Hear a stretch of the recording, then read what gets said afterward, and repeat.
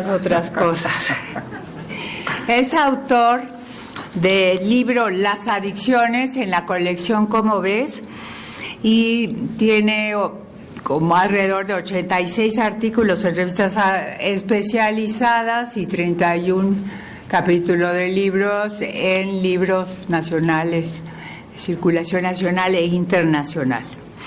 Hoy nos dará la conferencia Las drogas, un canto de sirenas. Le damos la palabra, bienvenido. Muchas gracias. Muchas gracias.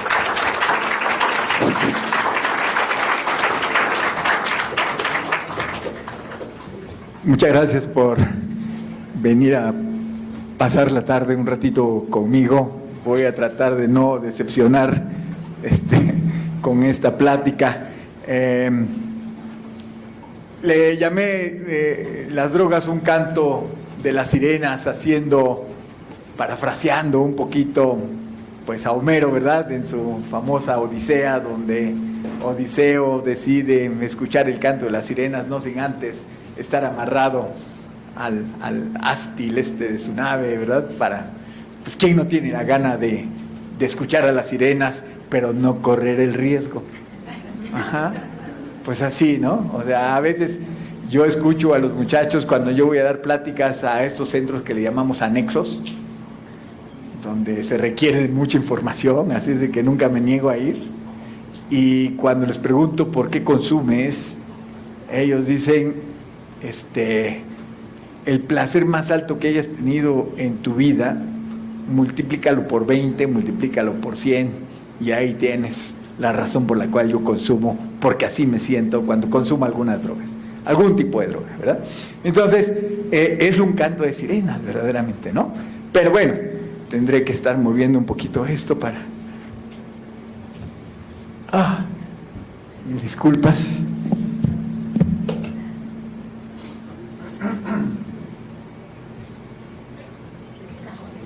Esperemos que funcione. Sí. Vamos a ver si se nos hace. Muy bien, entonces voy a insistir que voy a tratar de dar una idea global, ¿verdad? Y la verdad es de que si tienen una pregunta así que digan, es que si no me contestas esa pregunta no te voy a entender el resto, pues me detienen y trato de esclarecerla, ¿verdad? Así es de que, primero que nada, siempre me gusta presentar a mi grupo de investigación. Este es mi laboratorio, no completamente, ¿verdad?, pero en Facultad de Medicina. Y no presento a todos, pero presento a algunos, más que nada a la doctora Mónica Méndez, que es mi brazo derecho en este laboratorio, a la doctora Alejandra Ruiz, que no está en mi laboratorio, ella tiene su propio laboratorio, pero prácticamente todas las investigaciones las hacemos juntos. Con la doctora Jacqueline Cortés, es con quien veo muchos pacientes adictos y pues tratamos de reincorporarlos, rehabilitarlos, y varios estudiantes, algunos de ellos de doctorado, algunos de ellos ya terminando, como Octavio, alguna de ella empezando, como Brenda, y alguien que es muy importante en el laboratorio porque nos ayuda a que todo vaya funcionando muy bien, ¿verdad? Y se llama Lorena. Hay algunos otros que no aparecen todavía acá, pero no se han ganado el privilegio de estar en la foto. Bueno, entonces la primera pregunta que quiero tratar de contestar es ¿qué son las drogas? ¿Verdad? Y más que nada, las drogas pues frecuentemente nos las venden como que son un lubricante social, ¿verdad? Son algo que nos ayuda a convivir con la demás gente. Y ese es el punto fundamental del trabajo que hago en mi laboratorio. Entender que el cerebro es social y aquel que de alguna manera se siente aislado del grupo va a tener que recurrir a algo para poder integrarse, o por lo menos para poder olvidarse que no es parte del grupo. Entonces eso frecuentemente son las drogas, y tenemos diversos tipos de drogas, como la gran mayoría debe saber, porque seguro ha visto alguna película. Entonces tenemos los plantíos de tabaco, ¿verdad? Tenemos los plantíos de uvas, como nada más representar que las frutas fermentadas nos dan alcohol. Pues la verdad es que el humano no ha sacado alcohol de las piedras simplemente porque a lo mejor las piedras no se han dejado, pero el alcohol lo sacamos prácticamente de todo. Fermentamos prácticamente cualquier cosa y luego lo destilamos y hacemos esos licores, ¿verdad? Que se les agrega sabores de frutas, que se les agrega azúcar, y entonces prácticamente si van al súper hay para todo el mundo, ¿no? Casi es muy difícil que alguien no haya consumido alguna vez algo de alcohol. Si yo tuviera tiempo, les pediría que alzaran la mano a aquel que no haya consumido nunca alcohol, ¿verdad? Y me temo que voy a ver muy poquitas tendientes a cero más bien, ¿verdad? Tenemos otros productos que son mucho más populares porque sus efectos son menos impresionantes para el público o para la sociedad en general, como el café. Y todo el mundo consumimos café. Muy probablemente algunos de ustedes no hayan querido consumir café ahorita, porque si no ya no duerme al rato o se pone algo nervioso, pero pues a mí me dijeron, vas a dar una plática, y dije, ¿va a haber café? Y dijeron, sí, pues entonces sí vengo. Y aquí tenemos una planta cultivada en casa, como pueden ver, les señalo el contexto, es una planta de marihuana. Esa está muy bien cuidada, muy bien. Entonces pueden imaginarse, ¿verdad? Todo el empeño que le pone el dueño o la dueña en mantenerla así a punto. No voy a entrar en detalles en esas plantas, nada más estoy mencionando las plantas que fabrican sustancias que la gente consume con fines de sentirse mejor, fines recreativos, ¿sí? Entonces, frecuentemente cuando voy a dar una plática, sobre todo insisto en estos sitios, CCHs, prepas y eso, no falta el muchacho que se acerca y me dice, ¿verdad que lo de las plantas, eso sí es natural, pero los otros químicos, eso sí hacen daño, ¿no es cierto? Y le digo, pues malas noticias, las plantas generan químicos y eso es justamente lo que se consume, ¿verdad? Entonces, todos son químicos, unos creados por el humano y otros creados por las plantas, pero todos son químicos. Entonces, es lo que le llamamos la Papaver somniferum o amapola, de donde se extrae el opio originalmente, la morfina y todos los derivados que ahora utilizamos también en clínica para regular el dolor, pero que no hace mucho con esto del internet y la comunicación que hay. Ya nos hemos enterado de cómo en Rusia se ha estado generando el cocodrilo, que se le llama, ¿verdad? Que es una modificación de un opiáceo y que es muy adictivo y muy dañino para el organismo porque produce vasoconstricción y entonces la gente puede perder trocitos de piel, trocitos de músculo, al mismo tiempo que está siendo dependiente de esa sustancia. Entonces esto es la amapola y esta planta que no le hace justicia a la foto porque es mucho más bonita, pero es la planta de coca, ¿verdad? La planta de coca es donde se extrae la cocaína. Ya saben que se cultiva preferentemente en los países sudamericanos.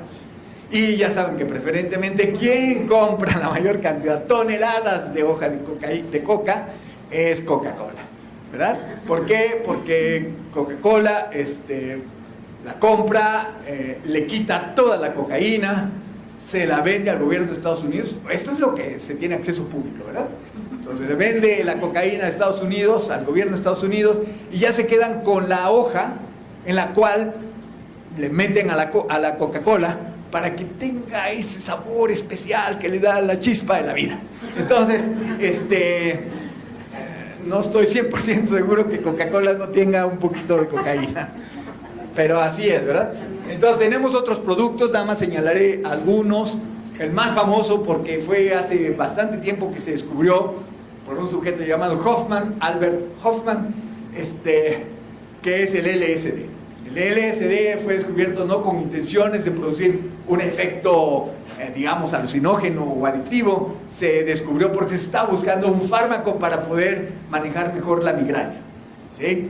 Entonces, no se logró eso, pero se logró otra cosa, y el LSD, hoy por hoy, es una de las moléculas más poderosas que tenemos para afectar el cerebro y poder producir efectos alucinógenos, ¿verdad? Entonces, con microgramos, que además se puede absorber por piel, por ejemplo, ¿verdad? Claro que venden los cartoncitos que le llaman, con una gotita que no sabemos cuánto traiga, simplemente es una gotita de LSD, y luego normalmente la gente se lo pone en mucosa, se lo puede poner aquí en medio de los dientes y el cachete por dentro, ¿verdad?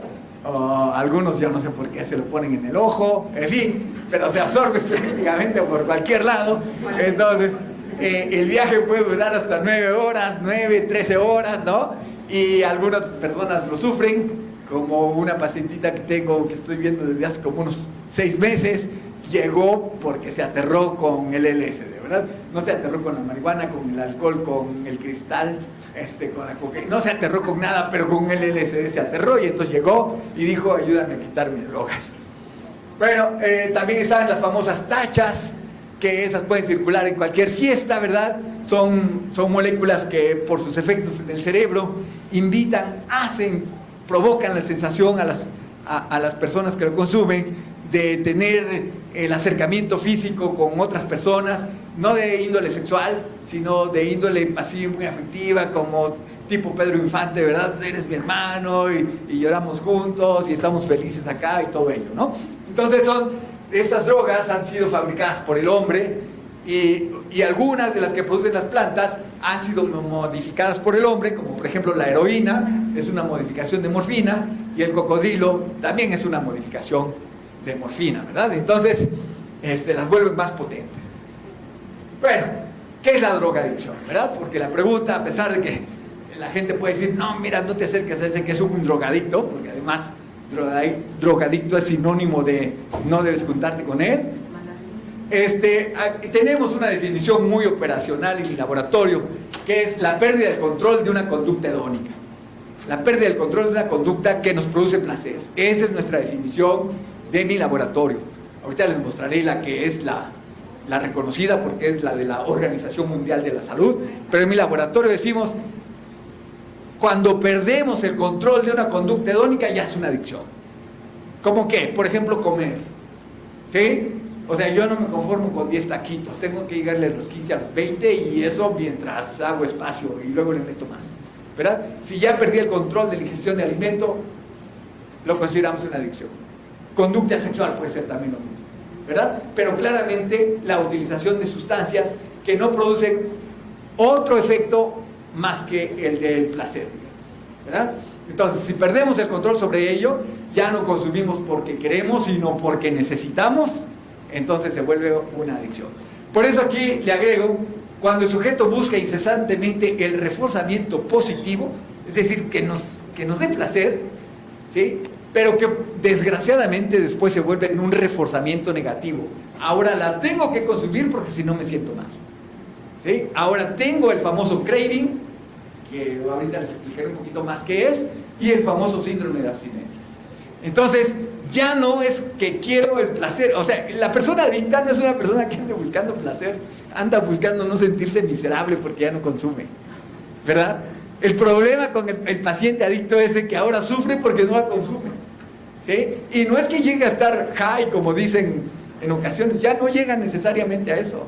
Simplemente ya está más o menos tranquilo cuando tiene el efecto de la droga. Entonces, esta es la definición que realmente los médicos tenemos que usar, es la de la Organización Mundial de la Salud. La voy a decir, yo sé que la tendría que explicar, pero por falta de tiempo no lo haré, pero les diré que es una drogadicción o dependencia a sustancias. Es un grupo de cambios conductuales, cognitivos, fisiológicos, a consecuencia de la utilización repetida de las drogas, ¿verdad? Nos cambia la mente, nos cambia la conducta, nos cambia las emociones, ¿verdad? De estar consumiendo, y es típicamente incluye el deseo de consumir drogas, ¿no? Ahora el chavo, la chava o la persona adulta, pues solamente va a los sitios de reunión si va a haber algo, ¿no? Y va a haber tequila, o va a haber un porrito, o ya te trajiste las tachas, o nos hacemos una vaquita y nos compramos una grapita de cocaína, ¿verdad? Eso ocurre con frecuencia con los chavos. Afortunadamente, por un lado, ¿verdad?, para poder orientarme, pues tengo información directa de ellos, ¿verdad?, porque los estoy viendo.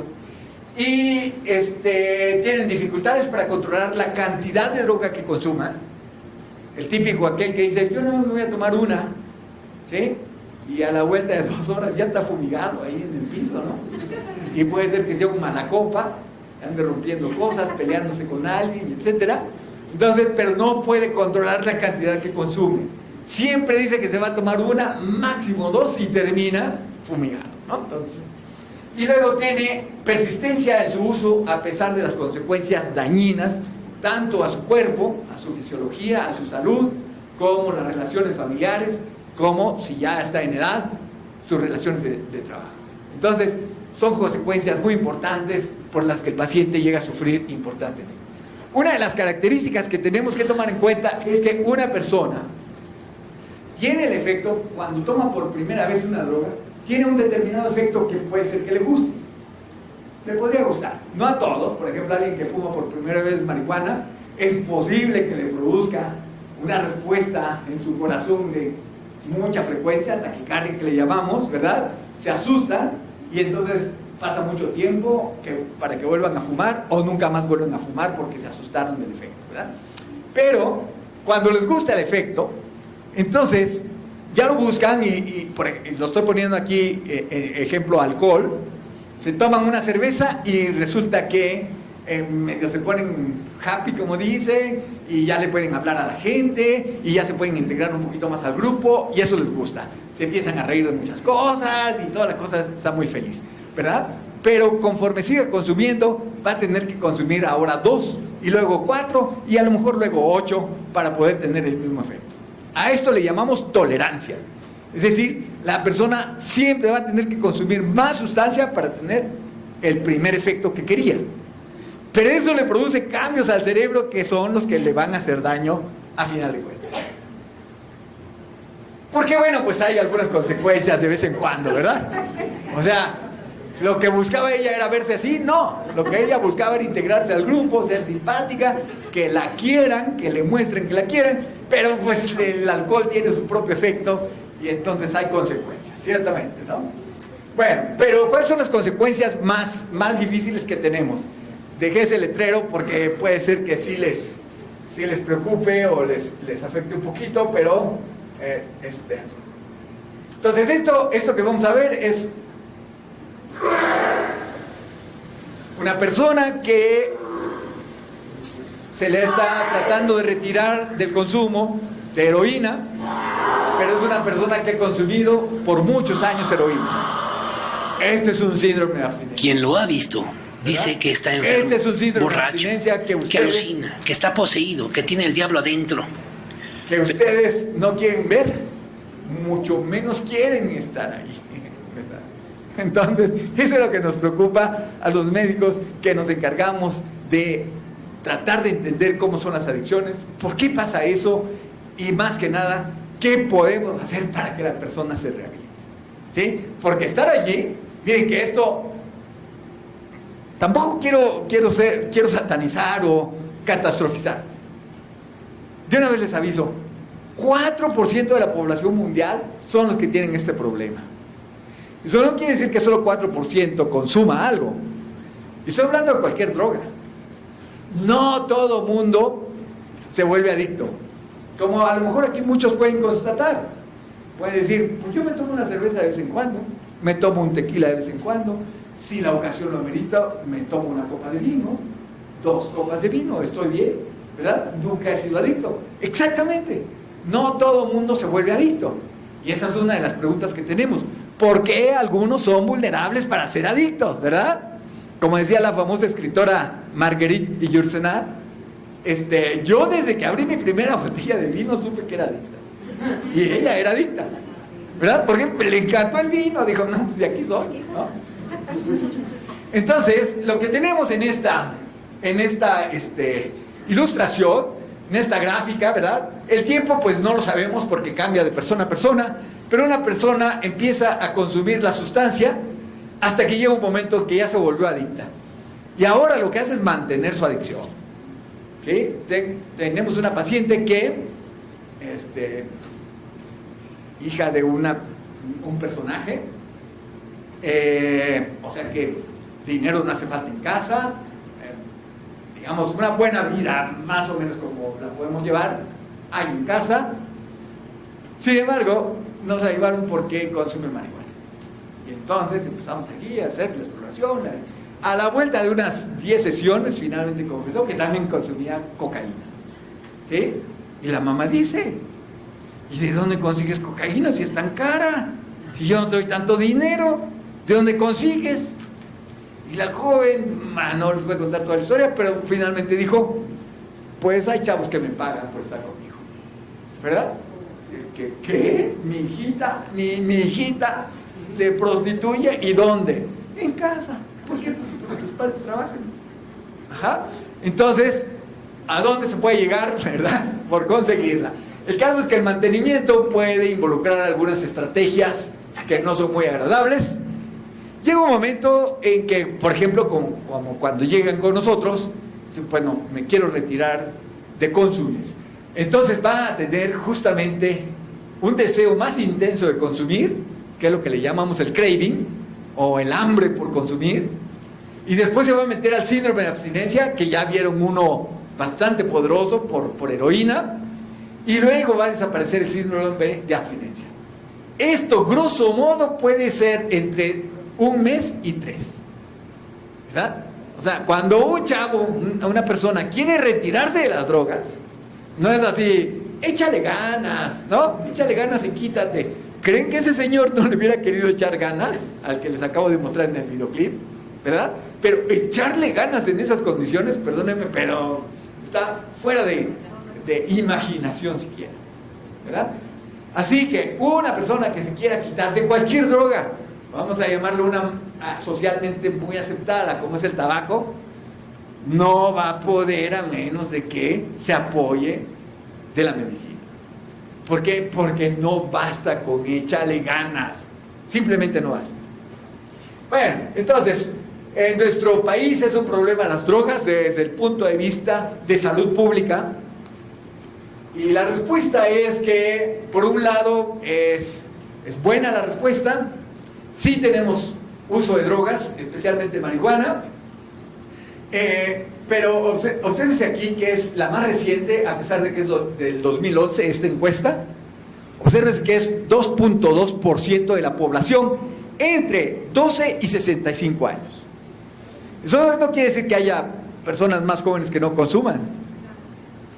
Por ejemplo, mi esposa, que es psicóloga, ella ha ido a escuelas, que no voy a decir dónde, y ahí ha encontrado jovencitos más jóvenes, valga, con uso de sustancias poderosas, ¿no? Entonces, la verdad es de que la encuesta nada más incluyó de 12 a 65 años. Si es el 2%, más o menos el INEGI dice que somos alrededor de 70 a 75 millones de personas con esa edad. ¿Sí? Entonces, el 2%, pues es menos de 1 millón de personas. Ustedes dirán, bueno, es poquito. Es poquito para quien no lo está viviendo de cerca, ¿verdad? Pero si alguna vez han conocido una familia que tenga un problema de adicciones, verán cómo las familias sufren intensamente, ¿verdad? Bueno, no solamente eso, sino que ciertamente voy a decir que en general somos un país que todavía tiene bajo control el problema de sustancias, porque si nos comparamos con Estados Unidos o con Europa, ellos tienen 20% de adictos, ¿verdad? Entonces, 20%, se imaginan, es una cantidad tremenda. Lo que más tenemos de problema, digamos, es marihuana, y luego nos viene cocaína, y los psicoestimulantes que aquí están. Y los psicoestimulantes. Es lo que tenemos problemas ahorita con sobre todo con nuestra población joven, ¿verdad? Los adolescentes, voy a decir, como para ubicarlos en edad. Bueno, entonces sí puede ser, es un problema de salud pública ya, pero puede ser peor. ¿Por qué? Porque las cosas nunca están suficientemente mal como para que no se pongan peor. Entonces, el punto aquí es, tenemos como parámetro Estados Unidos, tenemos como parámetro Europa, ¿verdad? Que tienen una gran cantidad de jóvenes adictos. Bueno, pero ¿qué es lo que provoca? ¿Qué en el cerebro nos hace querer consumir algo? Como dice Lindsay, que es un antropólogo, dice, el humano quiere emborracharse de alguna manera. Dice, si no, véanlo en los niños. El niño ya más chiquito que que ya tiene más o menos control motor. Y ahí está feliz. Yo nada más ahorita me di una vueltecita. Y ahí está feliz. Yo me acuerdo cuando, porque yo no soy millennial, ¿verdad? Obviamente, ¿no? Pero me acuerdo entonces que yo iba al parque con mis amigos y ahí estaban esos juegos que era de dar vuelta, ¿verdad? Uno se subía y los otros le daban vuelta y vuelta y vuelta hasta que uno ya gritaba, bájenme, y estaba así vomitando y todo eso. ¿Por qué? No, o sea, de veras que estamos medio extraños, ¿no? Bueno, primero lo hacemos con el carrusel, luego lo hacemos con drogas. El humano busca hacer eso, ¿por qué? No lo sé, pero esa es una pregunta importante. Lo que sí podemos decir es que el humano tiene que tener motivación para hacer las cosas. Por ejemplo, hoy vinieron ustedes, en lugar de irse al cine o irse a tomar un café o algo más agradable, vienen aquí. ¿Por qué? Alguna motivación tienen. Creen que de aquí se van a llevar algo. Y no va a ser muestras gratis, de una vez que quede claro. En mi laboratorio tenemos este sistema que es enseñar a la ratita a que si quiere comer, tiene que trabajar. Tiene que presionar la palanca y le damos el reforzamiento. Y nosotros le damos alimento, o le damos agua azucarada, o le damos drogas, ¿verdad? Porque de eso se trata en mi laboratorio. Pero solo las ratas, no vayan a creer.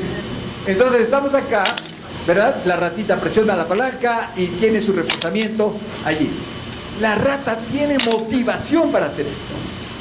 Entonces, les digo la definición del libro. La cantidad de trabajo que estamos dispuestos a realizar para conseguir el premio o reforzador, eso es lo que le llamamos motivación, ¿verdad? Entonces, estamos viendo que por lo menos hay dos tipos de motivación. La motivación de inicio. Casi todo el mundo tenemos motivación de inicio. Oye, ¿qué te parece si hacemos un círculo de lectura? Suave, me gusta, siempre lo he querido. Órale, éntrale. Nos vamos a reunir tal día después de haber leído tal libro. Y llega el día y, ay, fíjate que no puedo, estoy muy aquí, tengo una cosa atorada, pero la próxima vez sí voy. No, dígame qué libro queda esta vez. Y la siguiente vez, híjole, pues no, fíjate que tampoco pude esta vez, pero sí, yo estoy adentro, ¿no? Entonces al principio dijo sí, pero continuar, ese es el problema, ¿verdad? Y lo tenemos en varios trastornos psiquiátricos, no tener motivación de continuidad. Para tener un poco de motivación, ¿verdad? Sobre todo la intrínseca al sujeto que le llamamos, es el esfuerzo. Hay que hacer el trabajo pensando en el premio que vamos a tener, no porque el trabajo nos guste, ¿sí? Mucha gente trabaja así, voy a decir, sobre todo en el área obrera, van y trabajan no porque les encanta el trabajo, sino porque en la quincena ahí está, pues, un poco de dinero, ¿verdad? Entonces hay que tener motivación intrínseca a la persona, hay que hacerlo porque uno decide que hay que hacerlo. Y tenemos la motivación intrínseca a la tarea, ¿verdad? Yo ahora tengo menos amigos que tenía antes, pero de todas maneras, a lo largo de mi vida, ¿sí? Nunca he oído que uno de mis amigos diga, fíjate que mi mujer quiere sexo esta noche y yo no tengo ganas, ¿no podrías ir tú por mí? Nunca lo he oído, algunas veces pues, hasta lo agradezco porque digo, bueno, pero la verdad es de que hay ciertas tareas que solo nosotros las queremos hacer. Esas son tareas, esas son motivación intrínseca a la tarea. La queremos hacer, no queremos que nadie más lo haga, ¿sí? El super pastelillo que se ve súper delicioso, no le voy a pedir a mi hermano, oye, cómetelo y me dices a qué sabe, ¿no? Para nada, ¿verdad? O sea, quiero ser yo el que lo consuma. Entonces tenemos por lo menos estos dos tipos de motivación. La intrínseca al sujeto, tengo yo que esforzarme. Y la intrínseca a la tarea, lo quiero hacer y no quiero que nadie más lo haga, ¿verdad? Para poder modular esto, tenemos reforzamientos que le llamamos positivos y negativos. Un reforzamiento positivo es cuando le ofrecemos algo a nuestro hijo o hija, ¿verdad? Yo también soy papá de un adolescente ahorita, así de que... Y entonces es, bueno, si haces tal cosa, te vamos a dar esto, ¿verdad? Entonces ella dice, bueno, sí, ¿ok? Es decir, por ejemplo, quiere unos tenis. Bueno, sí, pero pues, a ver, mira, esas calificaciones andan medias bajas, ¿no? ¿Las vas a subir? Sí, las voy a subir, pero cómprame los tenis. Por decir algo, ¿no? Entonces, reforzamiento positivo. Reforzamiento negativo, la quitamos de algo que le disguste. Por ejemplo, bueno, ponte a hacer la tarea y yo voy a lavar los trastes. Uy, sí, me pongo a hacer la tarea, o por lo menos finjo que estoy haciendo la tarea, pero ya no lavo trastes, ¿verdad? Entonces es un reforzamiento negativo. Luego tenemos castigo, damos algo, que nalgadas, por ejemplo, ¿verdad? O quitamos algo. Ah, yo te dije que llegaras a la 1 de la mañana a esa fiesta. Como llegaste hasta las 3, un mes sin poder ir a ninguna fiesta, ¿verdad? Entonces son castigos. Todo lo que estoy haciendo aquí es decir, cómo modulamos la conducta. ¿Y por qué? Porque eso es importante para que una persona desarrolle adicción a las sustancias, a las drogas. Estas manipulaciones ya la expliqué ahorita, el castigo también. Y entonces, ¿cuáles son las partes del cerebro? Y espero que aquí no me meta yo a demasiado complejo, pero ¿cuáles son las partes del cerebro que se ven afectadas por las drogas? Primordialmente una que le llamamos el sistema de motivación y recompensa. Todo el mundo lo tenemos, no solo nosotros. Las ratas, los perros, los caballos, todo mamífero, y no solo los mamíferos. Pero me voy a quedar solo con mamíferos.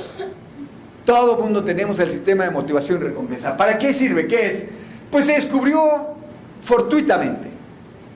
Estos doctores, uno de ellos es el doctor Olds, fue el que primera vez encontró este sistema donde si se lo estimulaba con pequeños choquecitos eléctricos, la rata le gustaba.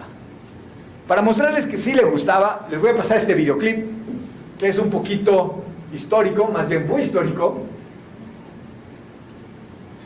Y lo que vamos a ver aquí es una ratita que tiene un electrodo o una...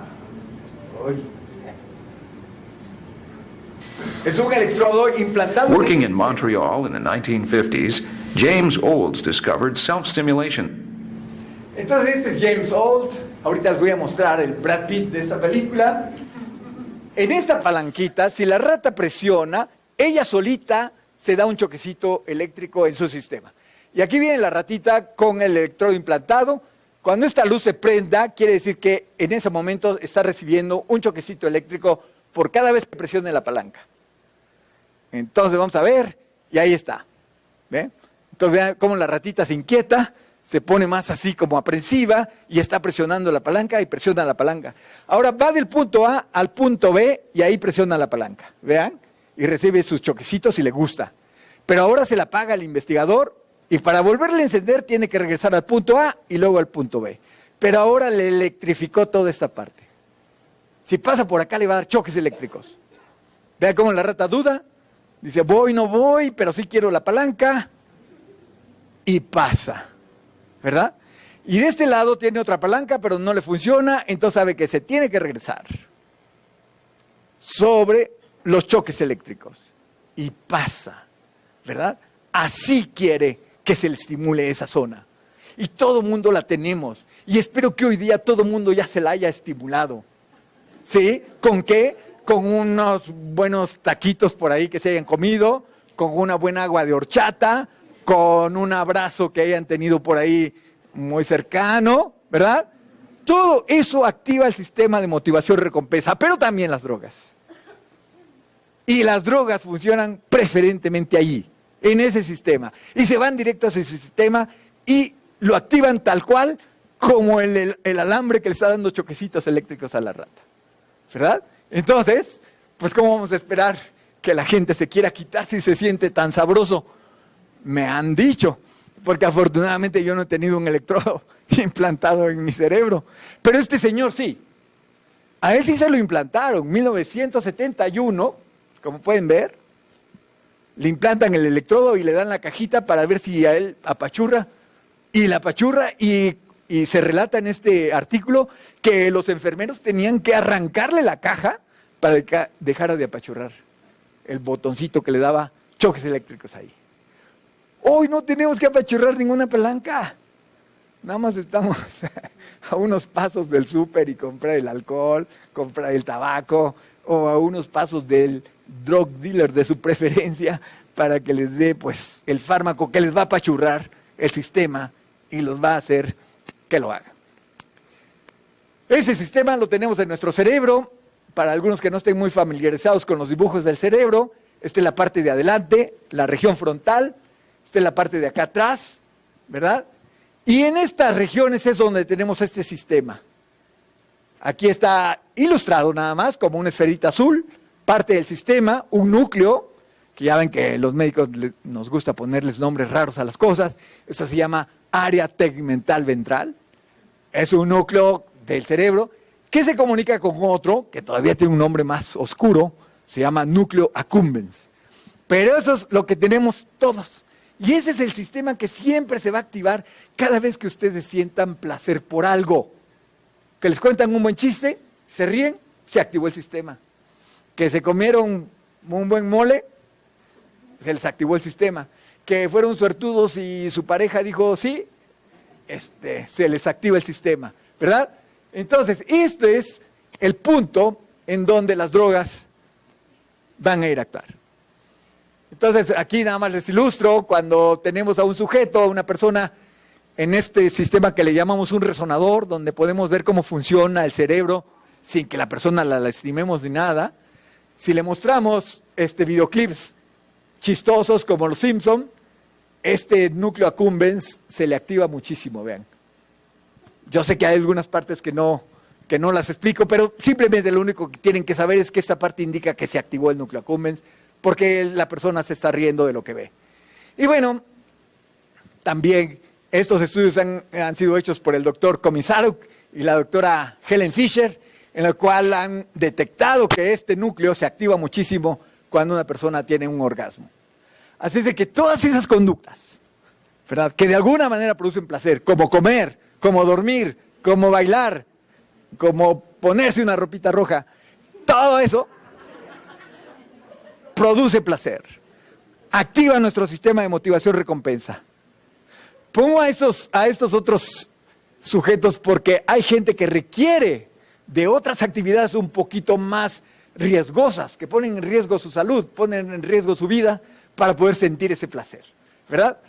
No me meteré en por qué ellos son mutantes, pero sí son mutantes, ¿verdad? No solamente pasa que queremos consumir drogas porque nos producen placer, como les decía. Desafortunadamente las drogas entonces ahora empiezan a producir malestar si no las consumimos. También tenemos ese sistema que se activa cuando nosotros hacemos que una persona se sienta mal. También en este sistema del resonador que les digo, que podemos ver cómo funciona el cerebro. Entonces ponemos a la persona, le pasamos videos que lo horroricen, que le produzcan malestar, y entonces vemos cómo esta parte del cerebro, que le llamamos amígdala, se activa importantemente. Es decir, toda vez que en algún momento sintamos miedo, si en este momento empezara a temblar, ¿verdad? A lo mejor a algunos, como a mí, les da miedo los temblores. Entonces nuestra amígdala estaría aquí, ¿verdad? Porque nos está diciendo, cúbrete, cuídate, haz algo porque estamos en una situación grave. Cada vez que ustedes sientan que algo mal va a pasar y tengan esa sensación de qué angustia, qué miedo, qué cosa, la amígdala se está activando, ¿verdad? En este momento están haciendo una cirugía a la esposa de un amigo muy, muy querido, su esposa también, amiga muy cercana de nosotros, por un cáncer. Empezaron a las 9 de la mañana, todavía no terminan, y verdaderamente sí, lo recuerdo, y seguro que mi amígdala, ¡pum!, brota porque me da una sensación de ansiedad saber que está pasando por eso, ¿verdad? Entonces, tenemos el sistema pues que nos cuida, que nos dice hay que portarse así. ¿Y qué pasa cuando una persona, y ahora les voy a mostrar a este joven que en realidad está pasando por un síndrome más que nada, más craving que síndrome de abstinencia, o sea que es más leve, ¿verdad? Lleva algunas horas de no consumir cocaína, es un joven que se quiere rehabilitar, empieza a tener respuestas autónomas que le llamamos, secreciones en la nariz, temblor, véase cómo tiene frío, ¿verdad? Le baja mucho la temperatura y sobre todo empieza a pensar que es posible que se muera, Esa es una de las peores cosas. Tener la sensación inminente de que me voy a morir y estoy solamente a meterme una línea. Y con eso ya me siento bien, ¿verdad? Entonces, ¿qué pasa cuando esta persona está así? Esta es una imagen de esto que le llamo del resonador. Esta es una persona normal, no le hemos hecho nada más que ver cómo se le activa su cerebro. Y vemos que cuando la persona está deseando consumir cocaína porque tiene un recuerdo o porque le hemos mostrado algo que le recuerde la cocaína, este puntito que se ve acá es la amígdala. Y la amígdala se le prendió. Y ahora tiene el intenso deseo de consumir. Y se siente mal por no consumir. Se siente como el chavo que les acabo de mostrar. Con temblores, con sudoración, con la sensación de que se puede morir. ¿Verdad? Muy bien, entonces, ya no me acuerdo qué puse acá. Si es algo que no debería, pues lo quito.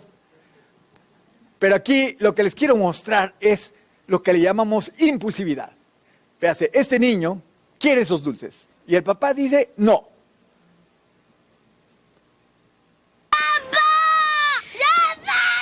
Para que lo sientan también, que lo vivan. Es el control del papá.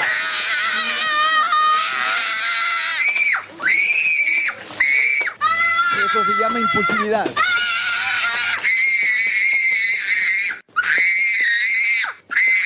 Y eso se llama comercial.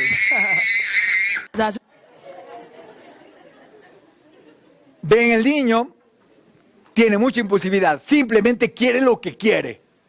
Y lo va a conseguir, él cree que lo va a conseguir. Y hace todo por conseguirlo. ¿Verdad? Y vean la cara del papá así como diciendo cómo no estamos solitos para que supieras el sabor de mis puños, ¿ah?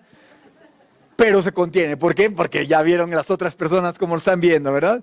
Y entonces el moldeamiento social impide que el papá ejerza, pero se tiene que contener. Y a eso le llamamos control de los impulsos, ¿verdad?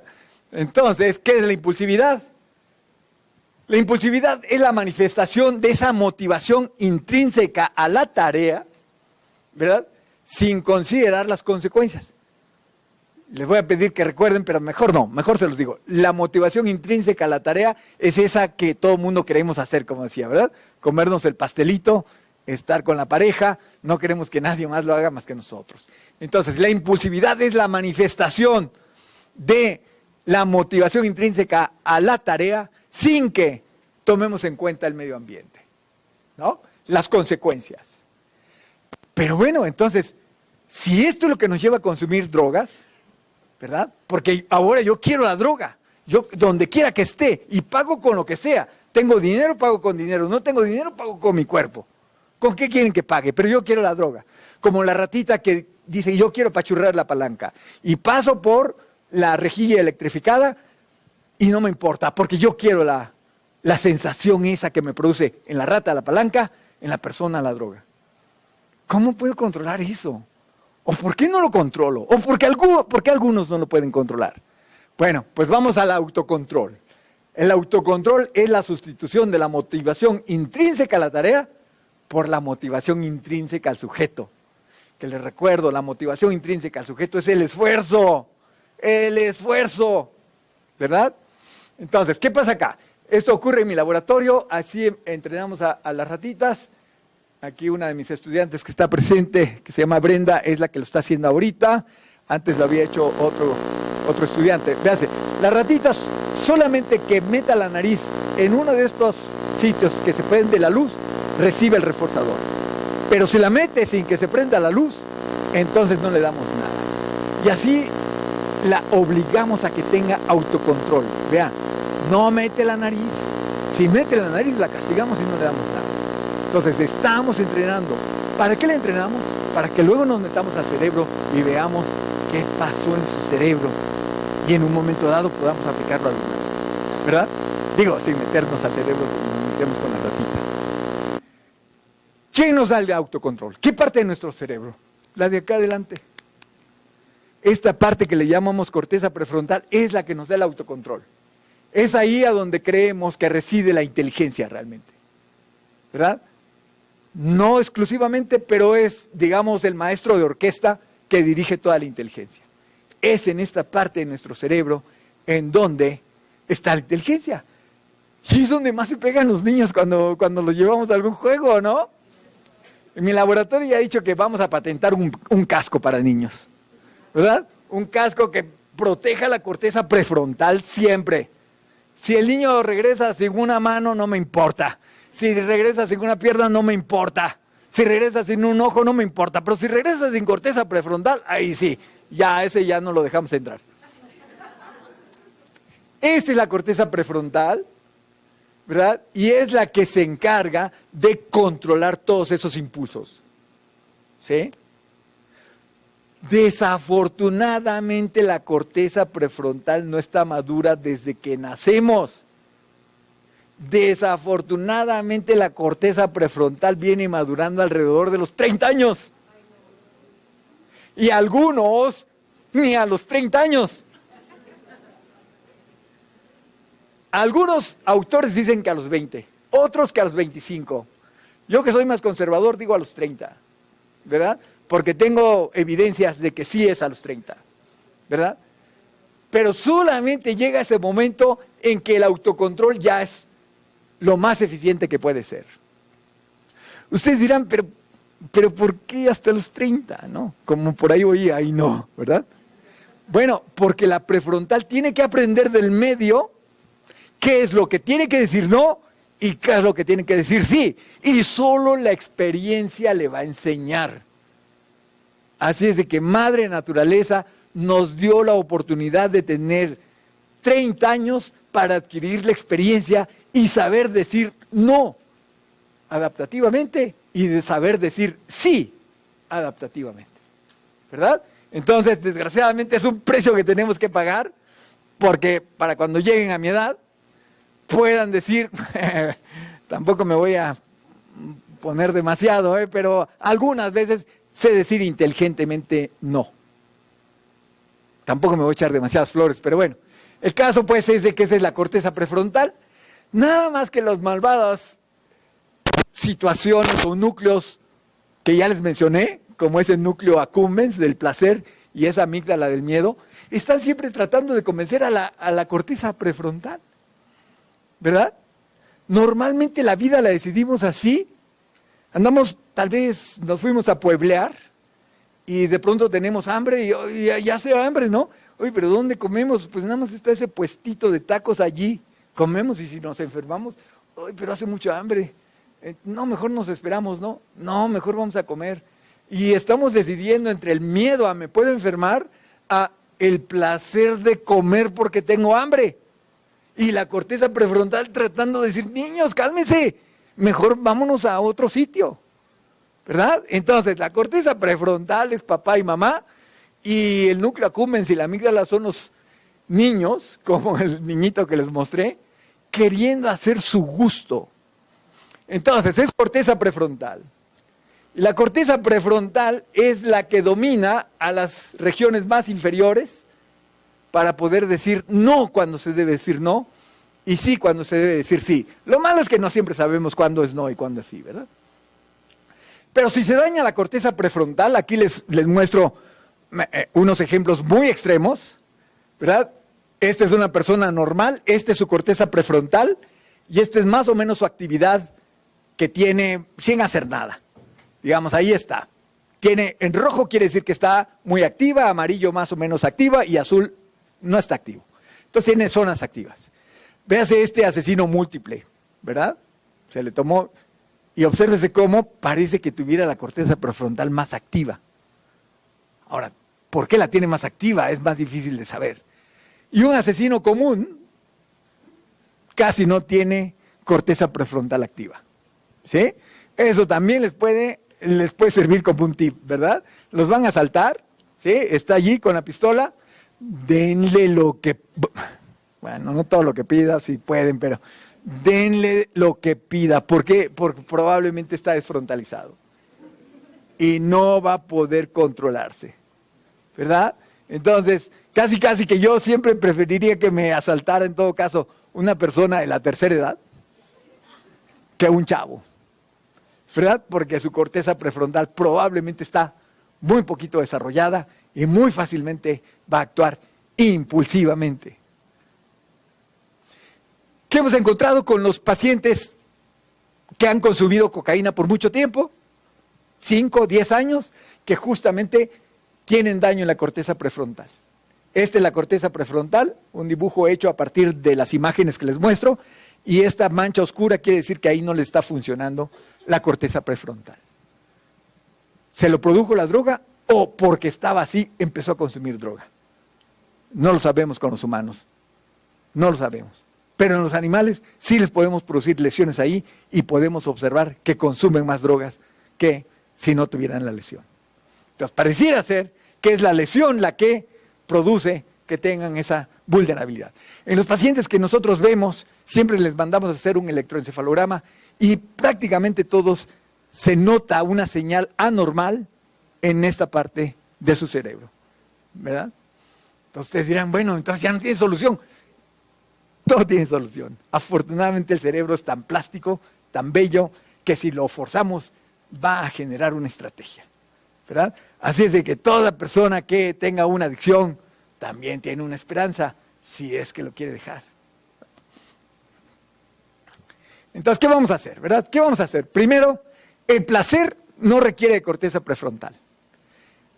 Aquel que cuenta un chiste muy elaborado o que no logra llevarlo hasta el final adecuadamente, nadie se va a reír, porque se lo adivinaron, ¿verdad? Una persona que ya oyó el chiste que están contando, no se va a reír, porque sabe el final, ¿verdad? Entonces, se requiere de engañar a la corteza prefrontal con el chiste para que funcione, porque si no, simplemente no va a funcionar. Voy a hacer el ejemplo y voy a contar uno de esos chistes que son marginales. Algunos se ríen y otros dicen, ¿qué? ¿Cómo estuvo? O algunos dicen, pues qué chiste tan tonto. Ese fue el chiste, ya. Llega Juan a su casa y encuentra a su mejor amigo Pedro haciéndole el amor a su mujer. Juan se enoja tantísimo, se abalanza sobre Pedro, lo agarra del pelo y le dice, yo tengo la obligación, pero tú ¿por qué?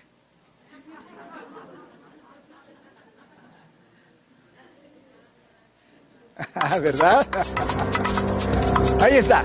Vamos a ver si ahora funciona lo que yo te dije. Stand by. Action.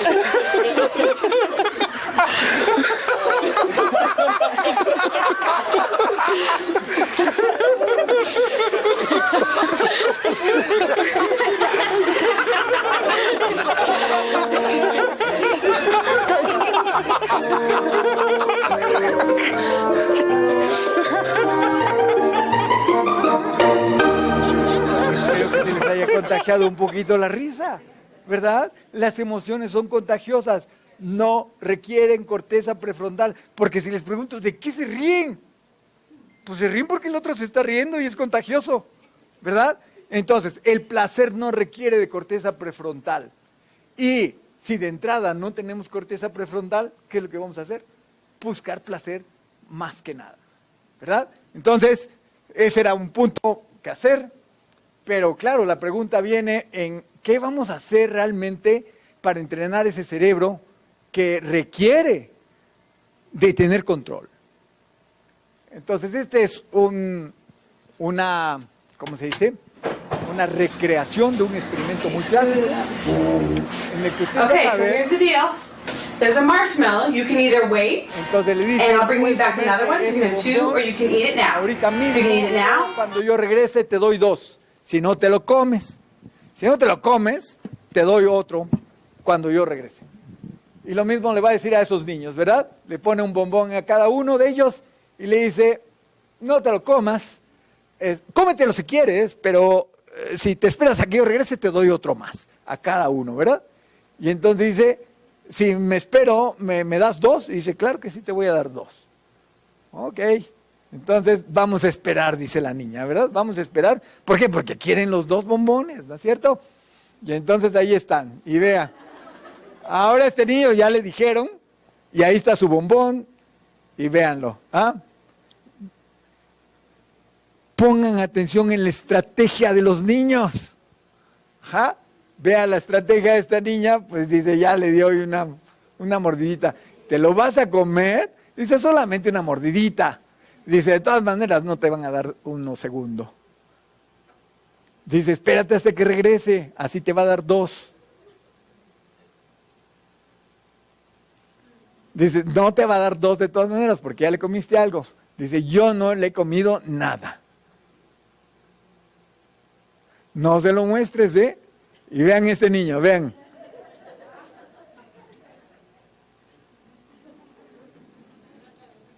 ¿Eh? Y vean este. Ah, ¿verdad? ¿Eh?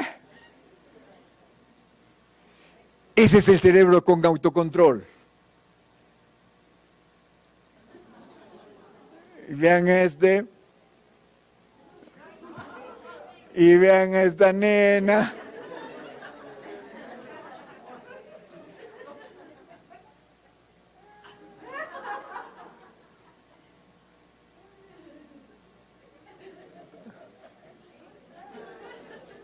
Aunque sea un pedacito, ¿verdad?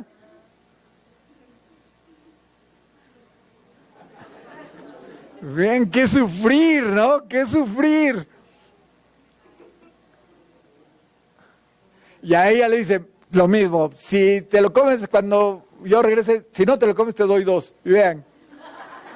Dice, ajá, más vale pájaro en mano, ¿verdad? Que un ciento volar. Y ella regresa y le dice, muy bien, ¿verdad?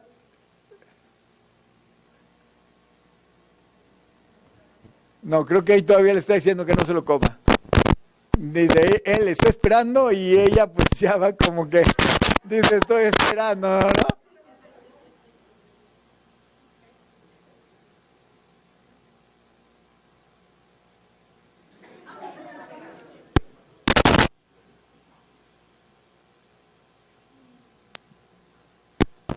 Bueno, espero que simplemente lo que les quiero mostrar son las estrategias de los niños para poder mantenerse sin consumirlo. Ahora la niña va a buscar a la joven, ahora ella llega y dice, pues ella se comió el suyo, y aquí vamos a ver a este niño que no se comió el suyo aparentemente. Bueno, pero el punto total es el autocontrol, ¿verdad? Parece ser que todo mundo traemos, ya ni modo, ¿verdad? Dijeron, no te lo comas, no lo lamas, ¿verdad? Ya llega y ahora le dan su premio. Vean qué felicidad. ¿Ah? Él es capaz de esperar por el reforzador mayor y no comerse el reforzador menor e inmediato.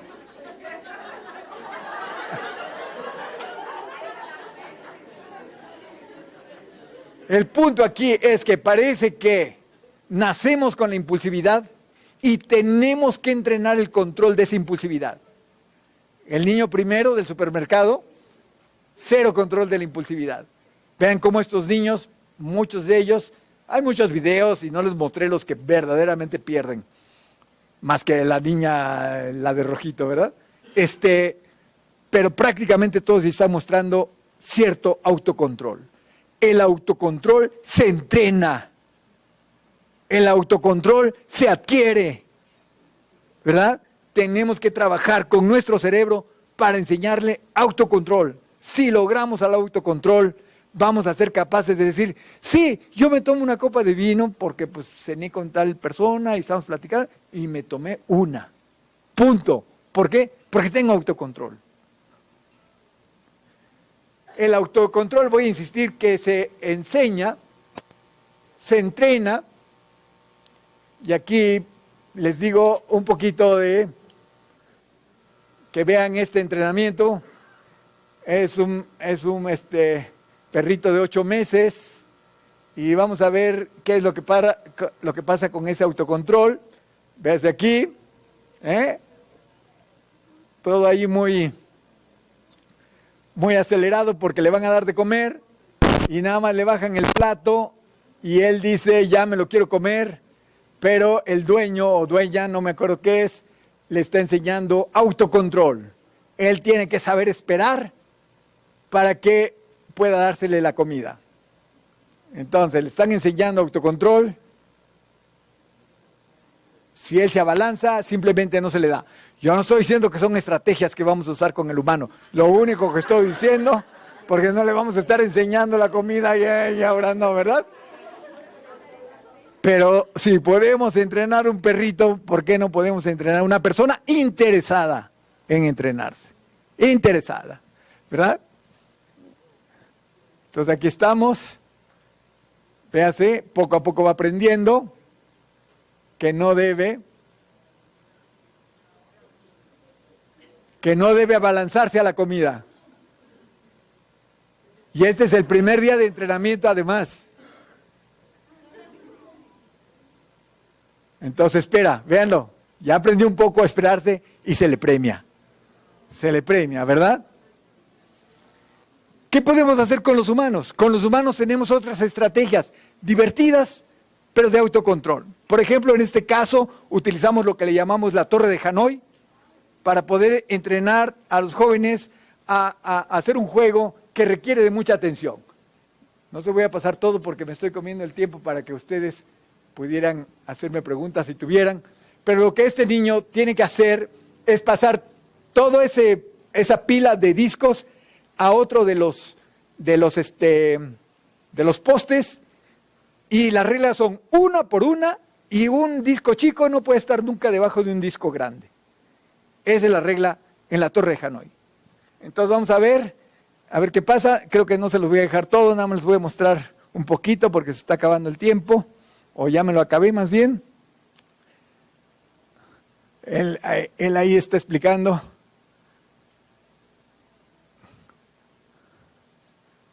Ándale.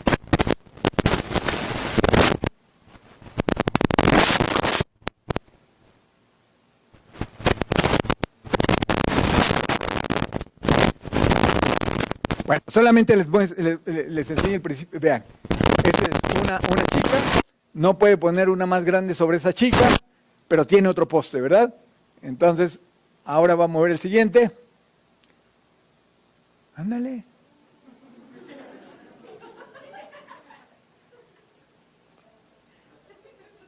Falta de autocontrol de mi parte.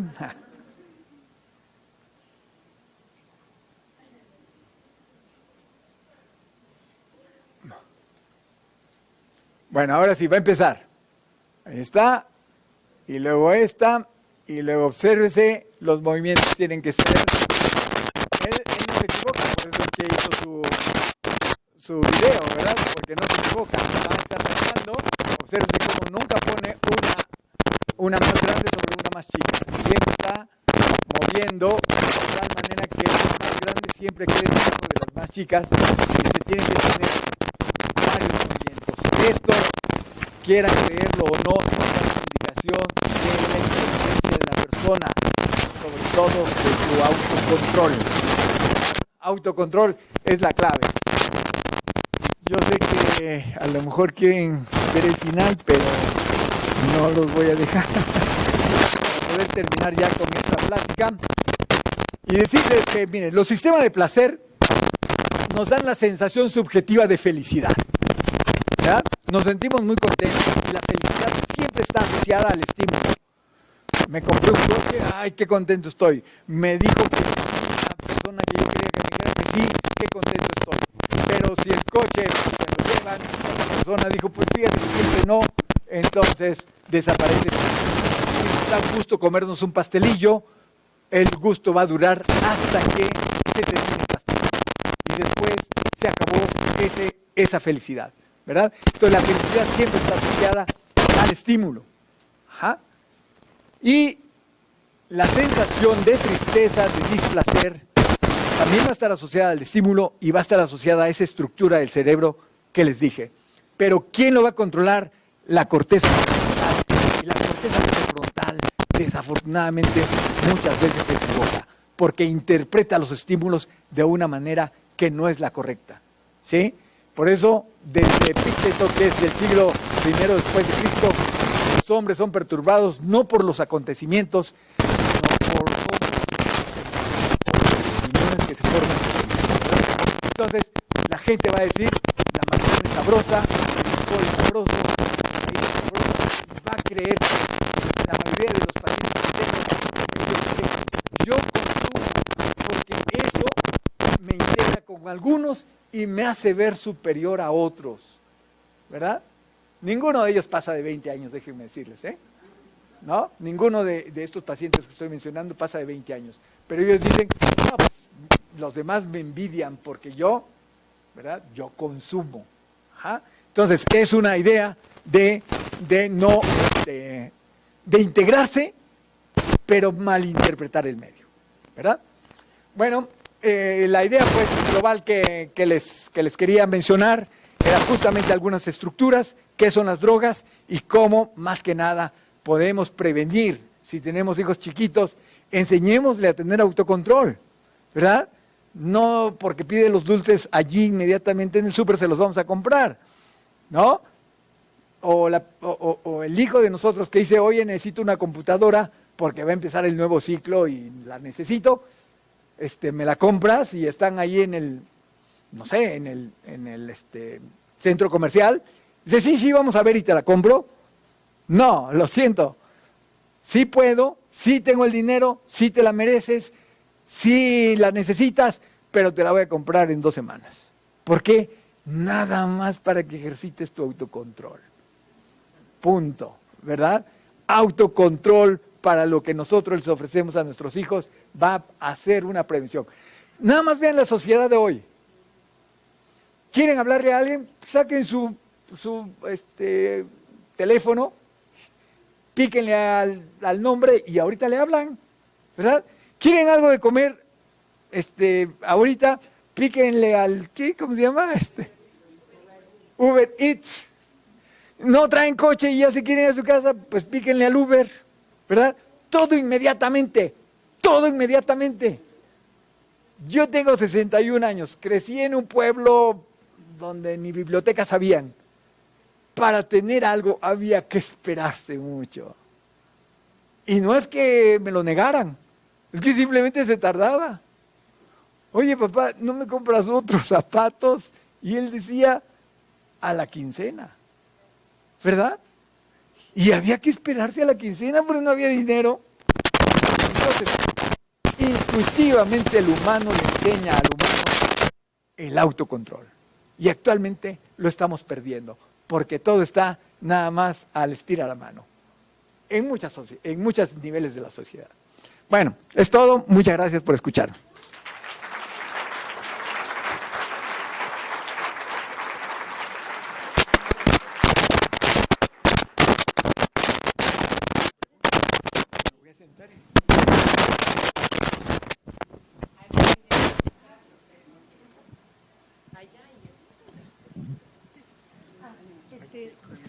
Sí, muchas gracias. Buenas tardes, doctores. Excelente, muy amena su plática, muy interesante. La pregunta que yo tengo es, ¿la marihuana afecta la corteza prefrontal desde cuando su uso es desde muy jovencito ¿Y hay alguna forma de revertirlo como para poder apoyar a una persona adicta? Sí, todos los estudios que se han hecho muestran que la marihuana afecta al cerebro, reduce la inteligencia, reduce algunas estructuras que no les mencioné, pero que tienen que ver con la formación de recuerdos, ¿verdad? Reduce el tamaño de la corteza prefrontal cuando se consume antes de los 20 años. Por lo menos eso es como está documentado, ¿verdad? Todas las personas que han consumido antes de los 20 años y que se han estudiado muestran más chiquitas las áreas que les acabo de mencionar y un nivel de inteligencia menor al que tenían antes de haber empezado a consumir. Cuando consumen después de los 20 años, y esas son las evidencias que hay, entonces estos efectos no se logran ver. Es decir, pareciera ser que este proceso de maduración que sigue en el humano hasta los 20, 30 años se ve afectado por el consumo de marihuana. Los efectos son irreversibles, no lo sabemos a estas alturas, pero el cerebro es tan plástico que si la persona quiere rehabilitarse y se somete a entrenamientos como estos del autocontrol, vamos a tener una persona muy eficiente, ¿verdad? Y probablemente revirtamos esa caída del coeficiente intelectual. Pero no lo sabemos ahorita porque, aunque no lo crean, todos estos experimentos que les comento, estas observaciones, son relativamente nuevas. En la última década, cuando hemos tenido pues más interés en entender la marihuana, justamente porque se está extendiendo la idea de que la marihuana se puede consumir porque hasta medicinal es, ¿verdad? Entonces, la idea que está permeando, digamos, es que se puede consumir con fines lúdicos porque no afecta. Sí afecta, sobre todo a las personas que la consumen antes de los 20 años. Doctor, buenas tardes. Sí, buenas tardes. Muy amena su plática. Gracias. Actualmente hay una corriente muy fuerte del último que habló de que yo me he encontrado muchos chavos alrededor de 20 años, sí, te avientan un speech de que la marihuana es de el otro.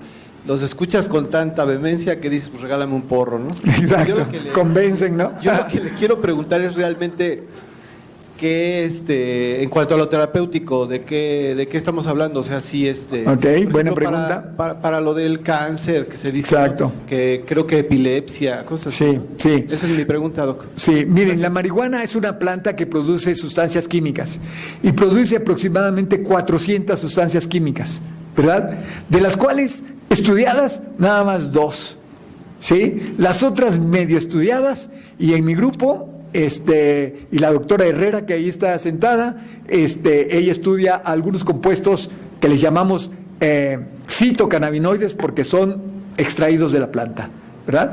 Entonces, todavía queremos entender más. ¿Qué es lo beneficioso que pudiera haber? Algunos compuestos de la planta, pero no toda la planta. ¿Por qué? Porque la planta tiene muchos y pueden tener muchos efectos colaterales y destrucciones, digamos, del cuerpo, ¿no? Entonces, lo que estamos tratando de ver es si algunos van a servir para la medicina, como por ejemplo les mencioné del opio y la morfina, pues ahora mismo la utilizamos con los pacientes que tienen un dolor intratable, intenso, ¿verdad? Y no se los vamos a negar porque no es ni siquiera humano pensar en darles morfina. Pero están en una situación grave de cáncer, una situación terminal o lo que quieran. Bueno, igualmente la marihuana. Vamos a estar extrayendo compuestos que vamos a probar y vamos a tratar de ver que tengan los menos efectos colaterales, que les tengo que decir, todo tiene efecto colateral, ¿verdad? La aspirina tiene efectos colaterales, para decir algo, ¿no? La penicilina tiene efectos colaterales. Todo tiene efectos colaterales, entonces tenemos que minimizar. ¿Qué es lo que podemos hacer? Extraer los compuestos y ahora sí saber cuánto le estamos dando. Porque, vamos a decir, en Estados Unidos se da la marihuana terapéutica, ¿verdad? El paciente dice, me duele acá, me duele allá, y le extienden una receta para que se lleve su bonchecito de marihuana. ¿Sí? ¿Y cuánto consumió? ¿Y cuál fue la dosis? ¿Y cuál va a ser el efecto colateral? O aquí, que se autoriza con fines medicinales, que ya se autorizó, el médico va a decir, y se fuma 2 carrujos de marihuana al día. Ajá, ¿de cuál? ¿De cuál? Porque no hay una marihuana. Hay muchas marihuanas, desde la que tiene 1.5% de principio activo hasta aquella que tiene 13%, y en el internet pueden encontrar una que dicen que tiene 27% de principio activo. Entonces, ¿de cuál me meto? ¿Sí? O sea, realmente tenemos que aislar los principios. ahora sí que, por decirlo así, envasarlos y poder dar una dosis adecuada como los médicos damos los medicamentos. Espero haber contestado.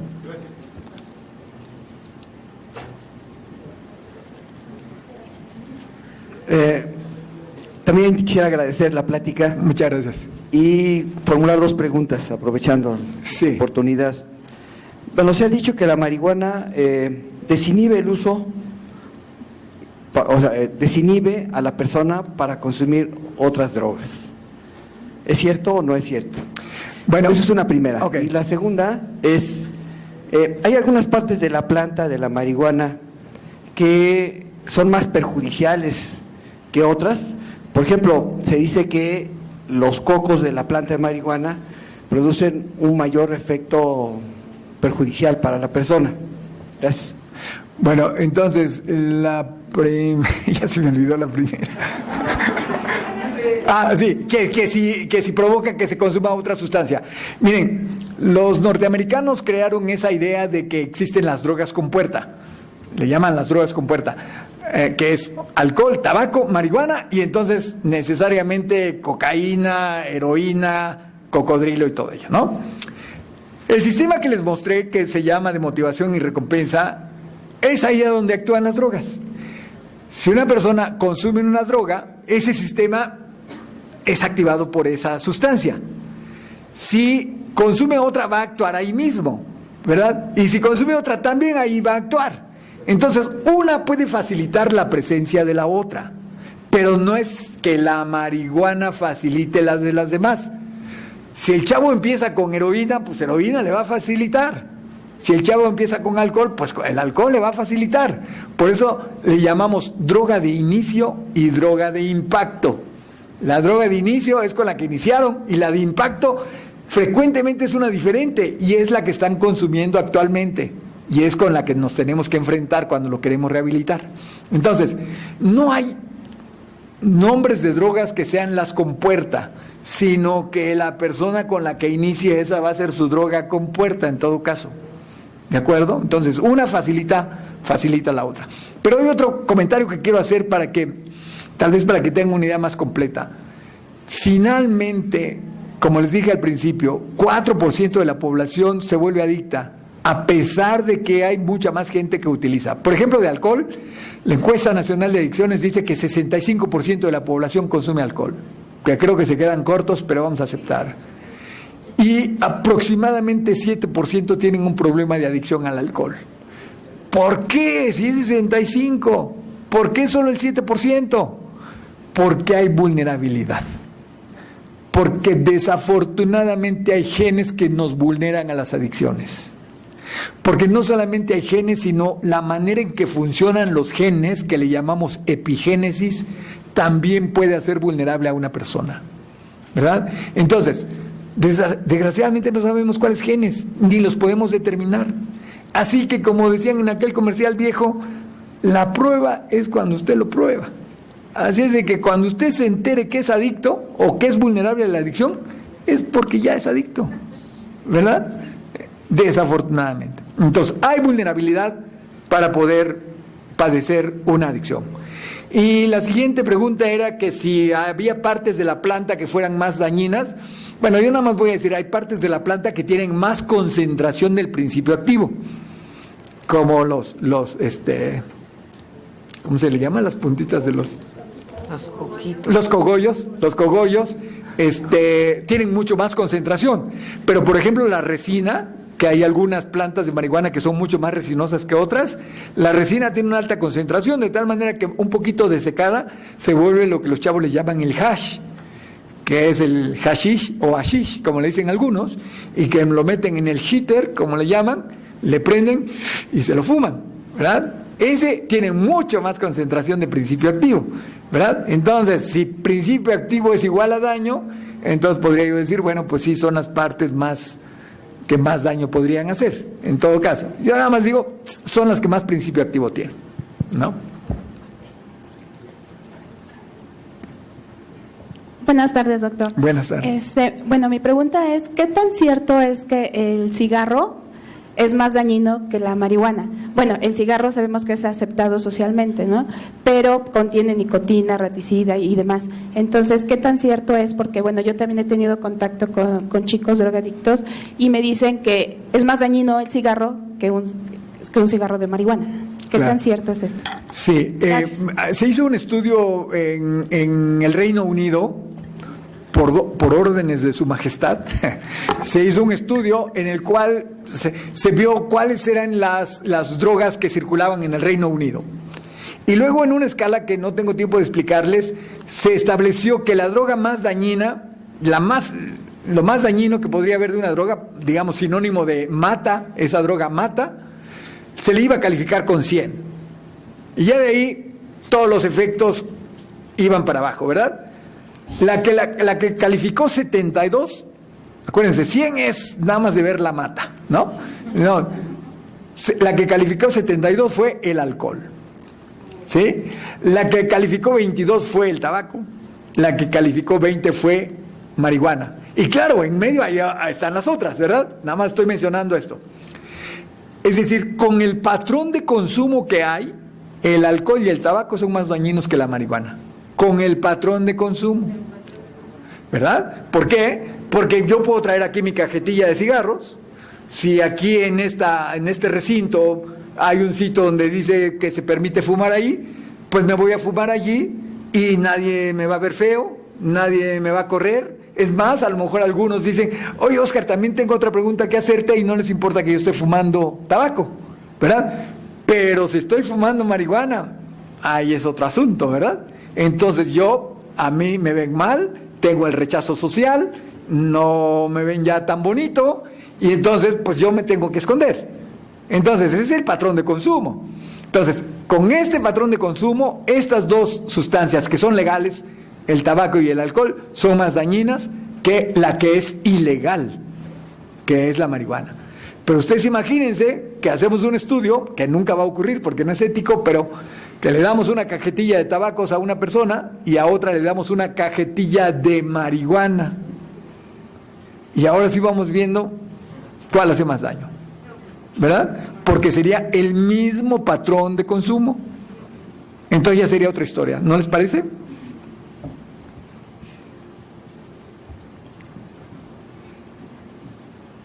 Gracias. Doctor, mire, en los testimonios que tuvimos con algunos pacientes adictos a las drogas, uno de ellos decía que él fue adicto 10 años a la cocaína, pero nunca se dio cuenta de la dependencia que tenía la sustancia, hasta que un día en la mañana le empezó a fallar los brazos y las piernas, no podía controlar el movimiento. Entonces, en ese momento fue cuando él percibió que algo estaba fallando. ¿Por qué razón le sucede esto a esta persona que 10 años está consumiendo y él no puede percatarse de la realidad en la que vive? Bueno, una de las condiciones para no darse cuenta que uno tiene síndrome de abstinencia es estar consumiendo todo el tiempo. Pues sí, porque entonces nunca se desarrolla un craving ni... Miren, todo mundo padecemos craving, todos. Si ustedes están habituados a comer a las 3 de la tarde y ya son las 5, ese es craving, ¿no? Hay gente que hasta se enoja nada más porque no ha comido, ¿verdad? Así de repente como que no pueden hablar y uno lo primero que hace es ahora le cómete esta dona a ver qué, y no se ha acabado la dona cuando ya empieza a sonreír y todo, ¿no? Hay gente con ese craving. Entonces, para darse cuenta de que algo le está afectando con un síndrome de abstinencia, pues hay que dejar de consumirlo. Eso es primero. Pero lo siguiente es de que se me hace difícil que no notara que hay cambios en su organismo, porque un consumo tan prolongado como 10 años necesariamente va a producir un cambio en su organismo, en su manera de ser, en su manera de actuar. Como lo dice la OMS, es una persona, ¿verdad?, que busca el consumo de la sustancia, consume más de lo que originalmente quería y tiene problemas físicos, familiares y de trabajo. Entonces, miren, ¿cómo se consume la cocaína? La aspira, como produce vasoconstricción, o sea que las arterias se vuelven muy chiquitas, no pasa bien la sangre, esa parte va a morir. normalmente los que aspiran cocaína tienen el tabique perforado, ¿verdad? Entonces ya que se note que tiene el tabique perforado y diga, pero no me pasa nada, yo diría que está en un pensamiento de negación.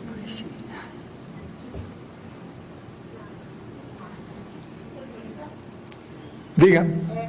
Doctor, ¿es lo mismo el autocontrol que la tolerancia a la frustración? Van de la mano, ¿verdad? Cuando alguien tiene autocontrol, puede ser que tenga mejor tolerancia a la frustración, pero tener baja tolerancia a la frustración es tener esa respuesta de enojo, de disgusto, de malestar, pero si no la expresa, la tiene, pero tiene autocontrol y no la está expresando, ¿verdad? Entonces no es exactamente lo mismo, pero sí van de la mano, ¿verdad? Mejor tolerancia a la frustración con autocontrol. Pero si tiene autocontrol, aunque tenga baja tolerancia a la frustración, no lo va a manifestar.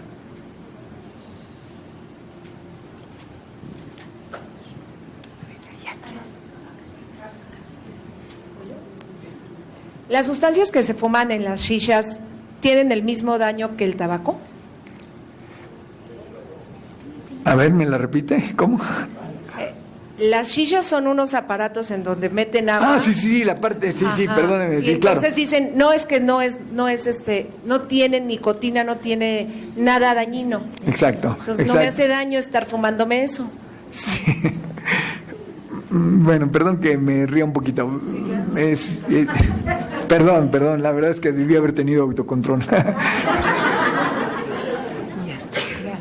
Es que miren, verdaderamente, yo veo con mucha frecuencia jóvenes que consumen, ¿verdad? Como pacientes algunos, como escuchas a otros por las pláticas que doy. Y tienen tal cantidad de justificaciones para decir esto no me hace daño, ¿verdad? Que fíjense, las últimas que no les mostré es justamente las distorsiones de pensamiento. Le llamamos errores de procesamiento de información, ¿verdad? Los chavos están convencidos de que si le hacen así, entonces no le va a hacer daño. Están convencidos de que si fuman los productos de la planta, no les va a hacer daño en relación a los químicos, como tachas, como LSD y esas cosas, como psicoestimulantes, ¿verdad? Y toda esta serie de pensamientos que tienen es para justificar consumir. Hace mucho tiempo, cuando era joven, leía yo a un sujeto de nombre Carlos Castañeda, ¿verdad? Algunos lo reconocen y lo recuerdan, ¿verdad? Y entonces tenía un maestro, si recuerdan, que se llamaba Don Juan Matus, o le decía Don Juan Matus. Y entonces Don Juan le enseñó el uso de plantas psicotrópicas a Castañeda. Y luego Castañeda decía, ¿y cuándo lo volvemos a hacer? Quiero nuevamente sentir la experiencia. Y Don Juan se reía un poco de él y le decía, ya te enamoraste de ella, ¿verdad? Ten cuidado porque las plantas son traicioneras, ¿verdad? Y entonces, la persona que consume siempre va a negar que es adicto. Ese es así algo de entrada. Yo lo digo cuando quiera. Yo consumo porque quiero, porque me gusta y lo digo a la hora que quiera, ¿no? Bueno, pues a ver, déjalo 2 meses para simplemente checar. No, pero ahorita no quiero, ¿no? O los chavos que consumen marihuana y dicen, pero yo no soy adicto, doctor, porque yo me la fumo 1 o 2 veces al mes. Ajá, ¿como cuánto te fumas? Pues me fumo un carrujo o 2, pero por vez, pero 2 veces al mes. Eso no es ser adicto. Ah, pero es que tú no sabes que la marihuana se consume y se queda en nuestros gorditos, ¿verdad? La marihuana no se elimina inmediatamente. Una persona que se consume un carrujo hoy, es posible que en 1 mes, mes y medio que yo le haga un antidoping, todavía le detecte que está eliminando la marihuana. Entonces la marihuana sube y baja de los gorditos donde se almacena al cerebro, de los gorditos al cerebro. Y entonces la persona nunca presenta así un síndrome de abstinencia grave porque tiene la marihuana dentro, y como se la consume cada 15 días, pues vuelve a meterle a sus gorditos la cantidad que necesita. Entonces toda esa parte no la conocen, y entonces genuinamente pueden pensar que no son adictos, pero en realidad su patrón de consumo les hace que no tengan un síndrome de abstinencia. Gracias. Doctor, antes que nada, felicidades por la excelente exposición. Muchas gracias. Y mi duda está sobre que muchos pensamos que una de las primeras drogas que se autoriza en casa es el azúcar. ¿Sí? ¿Qué comentario tendría sobre eso? Bueno, miren, hay ciertas sustancias, voy a decirle ahorita globalmente, ciertas sustancias que consumimos que están satanizadas. El azúcar es una de ellas. El otro día íbamos a tomar un café mi esposa y yo, y le llamo la atención sobre un sobrecito de una, ya ni me acuerdo qué cosa tenía adentro, pero de esas nuevas azúcares, o no sé si era eso, pero decía totalmente natural. Y yo sí, exacto. ¿Qué más natural que el azúcar? ¿Qué más natural que el azúcar? O no tomes azúcar refinada porque hace daño. ¿Cómo es azúcar refinada? ¿Sin más suciedades? Y eso es refinada, pues lo siento, entonces me va a hacer menos daño porque lleva menos porquerías. ¿Sí? Entonces, ¿qué es lo malo? En mi laboratorio, afortunadamente, dentro de poco, el día 22, se recibe una de mis estudiantes de doctorado, y el estudio que ella hizo fue el consumo de comida chatarra y las respuestas del cerebro. Entonces, el primer paso que tuvimos que hacer es definir comida chatarra. A ver, ¿qué es comida chatarra? Ay, pues las tortas, las hamburguesas. Y dice, a ver, preséntame una hamburguesa y ¿qué trae? Pan, carne, una rebanada de jitomate, lechuga, tal vez cebollita. ¿Dónde está lo chatarra de eso? ¿A dónde? ¿Verdad?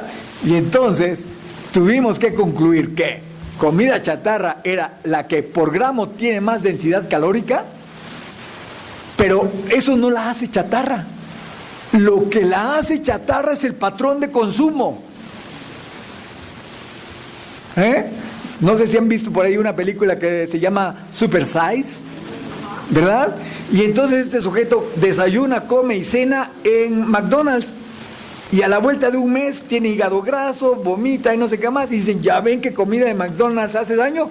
¡No! Fue que tragó diariamente lo mismo a toda hora. Lo que hace chatarra un alimento es el patrón de consumo. Entonces, eso de que el azúcar hace daño, no.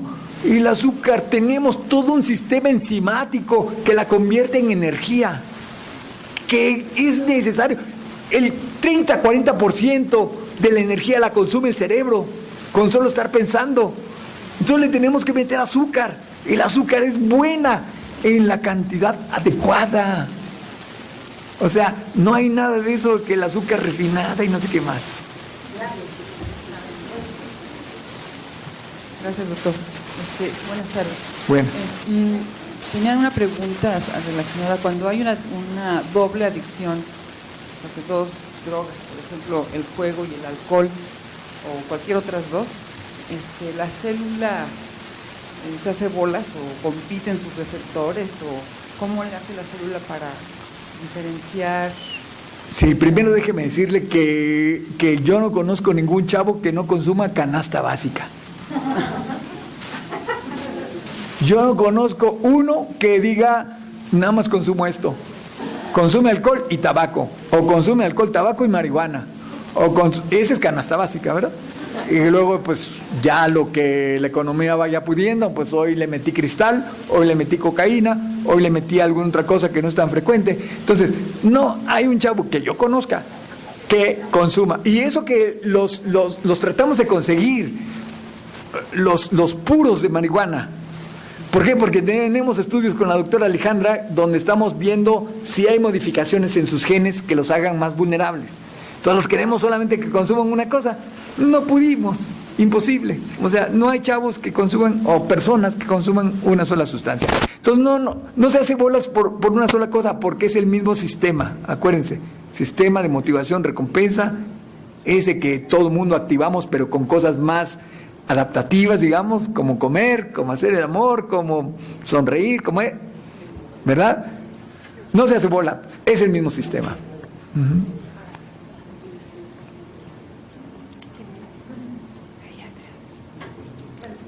El joven está levantando desde hace rato. Gracias. Dos preguntas de curiosidad, no tan relacionadas. La primera es, ¿ha escuchado de un científico llamado Salvador Roquet? Vivió en los 60s. No, perdón. No, eso es de curiosidad. Él hizo unos estudios con pacientes que tenían trastornos mentales y los trató con LSD. ¿Usted cree que eso es posible? Porque sus estudios mostraron resultados positivos, pero obviamente, eventualmente lo mandaron a la cárcel, pero salió, ¿cómo se dice? Sin cargos, porque pudo demostrar que no, o sea, lo que estaba haciendo era benéfico. ¿Usted cree que eso es posible, usar el LSD, que es una de las sustancias más potentes de drogas para ¿Quiere que le conteste una vez o me espero a la otra? Mejor de una vez porque si no se me olvida, ¿verdad? Miren, cuando el doctor Hoffman sintetizó el LSD, si recuerdan, les dije que andaba buscando una sustancia que mejorara la migraña. A lo mejor alguno de aquí sufre migraña y saben que es miserable sufrir la migraña, ¿verdad? Entonces, lo único que tenemos son derivados de la ergotamina y que ya los están retirando del mercado. Y él derivó de la ergotamina el LSD. Bueno, pero él trabajaba para Sandoz, una compañía farmacéutica que ya cambió de nombre, Sandoz. Y entonces, como vieron el efecto, dijeron, pues vamos a comercializarlo. Y lo empezaron a vender. Y sugirieron que quien lo debería utilizar era el psiquiatra que estaba haciendo psicoterapia y que lo usara con su paciente. Pero lo recomendable es que se lo diera al paciente y se lo diera a él para que estuvieran en el mismo canal, ¿verdad? Entonces, no voy a negar que ha habido literatura que dice que ha funcionado, ¿sí? Creo que depende de la dosis, creo que depende del proceso que esté llevando con el paciente y todo ello. Entonces, mi respuesta así, digamos, en una sola palabra es sí. Es decir, sí es posible que funcione favorablemente, ¿verdad? Que se han detenido los estudios, que ciertamente hay restricciones y solamente en Estados Unidos y en Francia se ha utilizado esta técnica y por lo tanto tenemos pocos resultados, también sí. Es decir, todavía hay mucho que investigar por ahí y es posible. Pero no solamente esa, también está la ayahuasca. La ayahuasca no es una sola planta, son dos al menos. Es un proceso medio elaborado y no sé qué más, y luego se toma el tecito de ayahuasca, ¿verdad? Pero se ha utilizado con pacientes alcohólicos que ya no le encuentran otra medida que tomar ayahuasca, y durante todo este proceso que es muy ritual, ¿verdad? Los estudios que yo he leído dicen, y hemos logrado recuperar a nuestros pacientes alcohólicos, han dejado de consumir alcohol con una sola sesión de ayahuasca.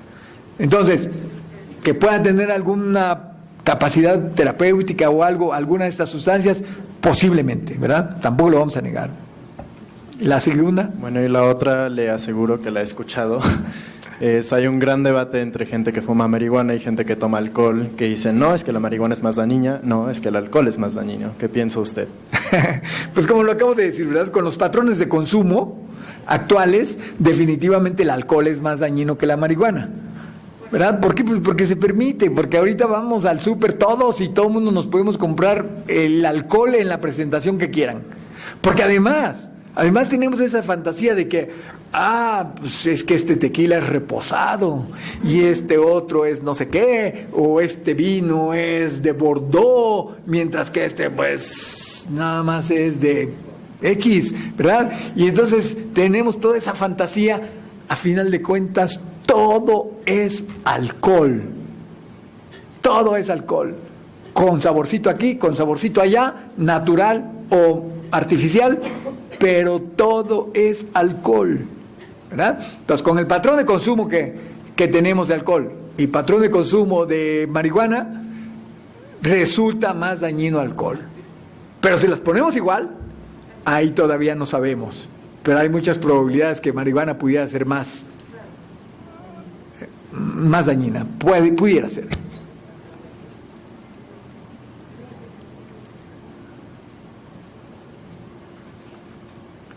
Hola doctor, buenas tardes. Hola. La pregunta va relacionada con respecto a los medicamentos psiquiátricos. Sí. Se dice, bueno, la gente cree que son adictivos, ¿no? Sí. Pero los psiquiatras te dicen que no. Entonces, por ejemplo, cualquier persona podría ir a una farmacia y conseguir sin receta algún antidepresivo. Sí. Pero la diferencia entre un antidepresivo y un ansiolítico, algunas personas se rehúsan a emplearlo porque se cree que son adictivos. Entonces, la pregunta es si usted cree que, o bueno, ¿qué se sabe de si realmente causan adicción o no la causan? Sí. Miren, ese es algo interesante, porque muchos de los muchachos que nosotros tratamos tienen comorbilidades con trastornos psiquiátricos.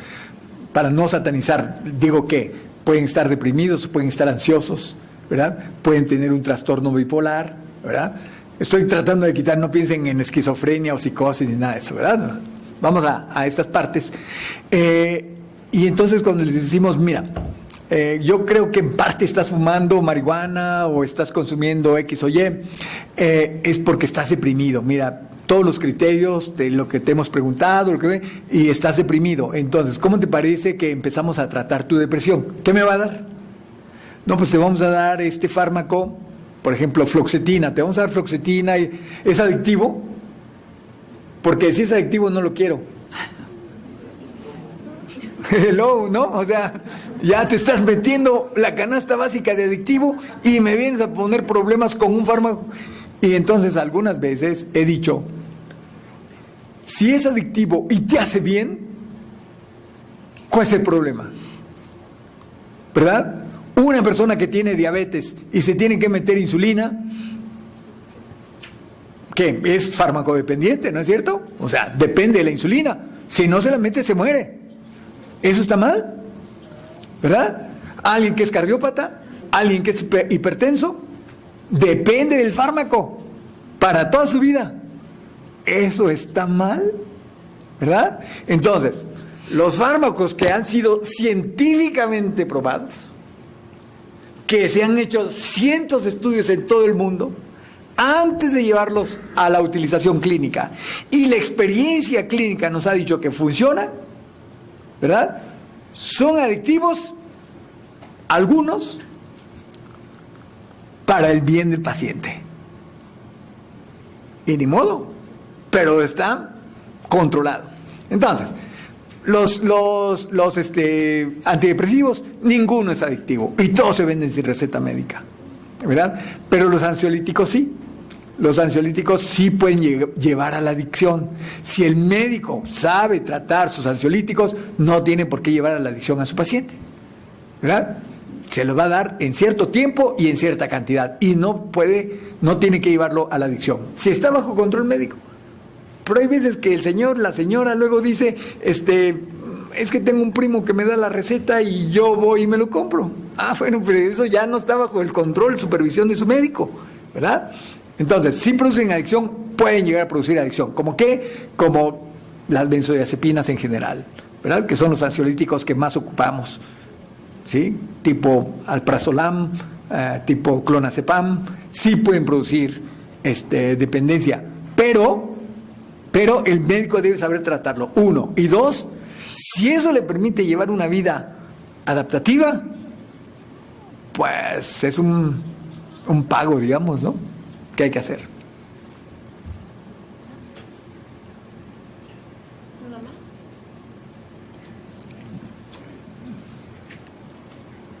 Pareciera que buena parte de nuestras conductas son adictivas, y entonces la pregunta sería si hay placeres que son superiores, en el sentido de decir que benefician más a la salud de la persona que otras, y qué mecanismos se aconsejan para propiciar el cultivo de este tipo de adicciones.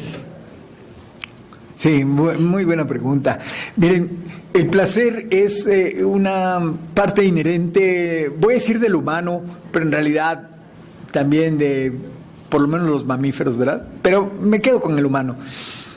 El placer es tan inherente al humano que prácticamente toda la ley del hombre y la ley de Dios, permítame decir ello, están orientadas a regular el placer. Prácticamente toda la ley del hombre es para regular el placer.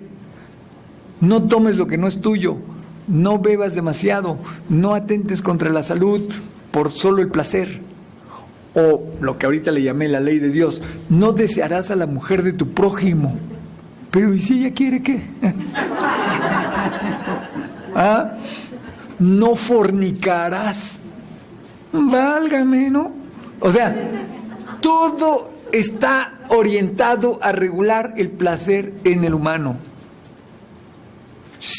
Lo otro que no esté será para otras cosas, como para legalizar la tierra o para no sé qué, pero ya no tiene directamente que ver con el humano. Pero para las conductas del humano, lo que se regula es el placer. No se regula el miedo. Y donde te vea teniendo miedo, ya verás que te pongo una sanción de 500,000 pesos. No, ¿verdad? El miedo no se regula. No lo regula la ley, ni del hombre ni de Dios, como estoy diciendo. ¿No? Y eso qué bueno que exista para que te vuelvas hombrecito. ¿No? Entonces, dentro de ese contexto, ¿cuáles son los placeres que la sociedad ve bien y que por lo tanto refuerza? ¿Ah? Pues ya desde casa, ¿no? Si nuestro hijito dibuja muy bien, ¡ay, qué bien dibujas, hijo, maravilloso! Si quieres te pago unas clases para que te enseñen técnica y no sé qué más. O aprende a tocar el violín, porque aquí en esta casa todo el mundo toca algún instrumento. Aprendes a tocar el violín. Y entonces no solamente está bien visto, sino que está hasta obligado, ¿verdad? Entonces, todos esos placeres que nos llevan a la consolidación de la cultura, son los que van a ser reforzados por la propia cultura. Ay, mi hijo se devora los libros.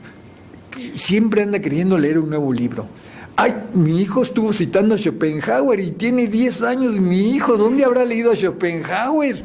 ¿No? Pero no lo dice con vergüenza, ¿verdad? Mi hijo citó a Schopenhauer. Entonces, todas esas situaciones siempre las reforzamos directa o indirectamente, ¿no? Entonces, la pregunta es, ¿verdaderamente esto de las adicciones le debemos dedicar toda la batería para hacerla desaparecer? Yo creo que no, ¿verdad? Porque imagínense que de pronto, como allá en la década de los 20, 30 en Estados Unidos, que se prohibió el consumo de alcohol, ¿no? A pesar de que todo el mundo dice hizo más daño que bien, no especifican el bien, siempre especifican el mal. Pero esa prohibición algo de bien hizo, porque nada más ve uno las estadísticas médicas y por lo menos la cirrosis hepática que estaba rampante se fue para abajo.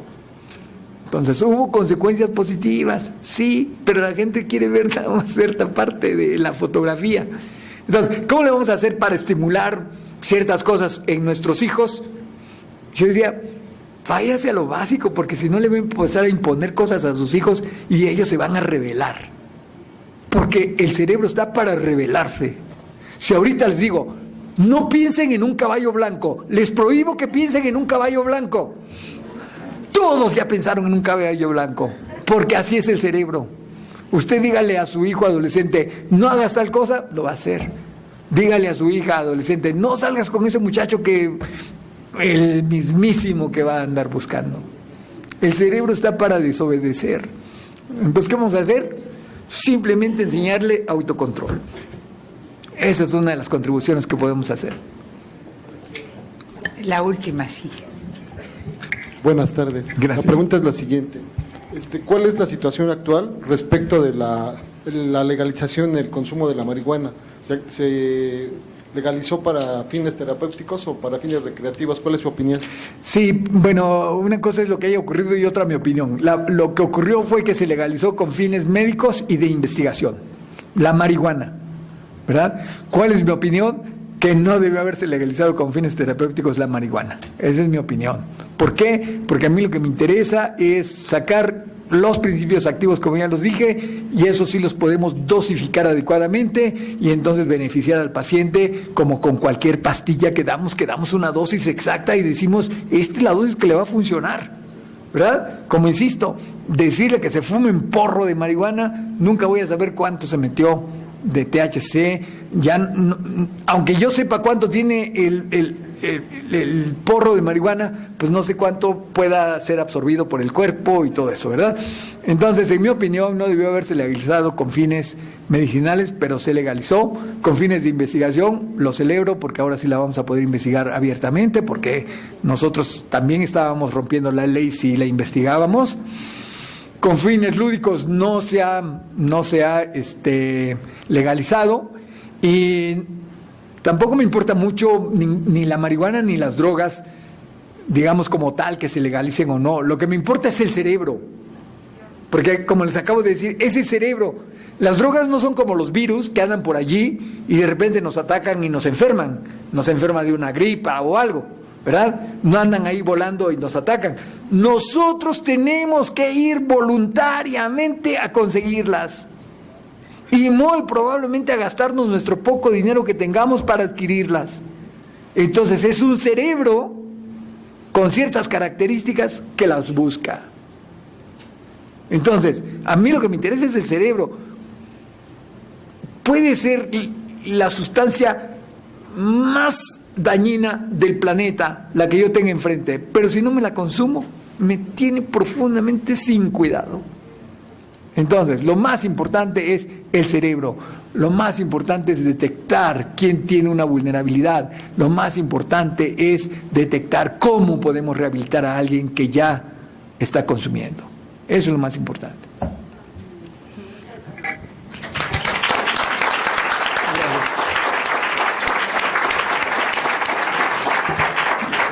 Muchísimas gracias, doctor Prospero, por esta magnífica conferencia.